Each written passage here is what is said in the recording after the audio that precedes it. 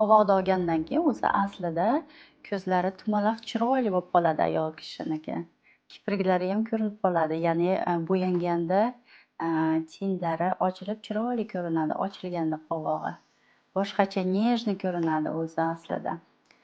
Blefaroplastika o'zi aslida qovoq osilgan joylarni ortiqcha terini olib tashlaydi. Ham ichida, ya'ni grijа bo'ladi, yog'lari bo'ladi. Yog'larni shunday olib tashlab, ortiqcha terini kesib olib tashlaydi va chiroyli plasticheskiy shov qilib tikiladi. U nima beradi ayol kishiga? Chiroyli bo'ladi, ko'zlari yosharib qoladi, bo'yanganda ko'zlari такой выразительный bo'ladida. Shuning uchun qilishadi. Ну, bir xilga odamlar aytishadi, что yog'ini olgandan keyin зренияsi yanayam yaxshi ko'radigan bo'lib qolishadi. Shunaqa deyishadi.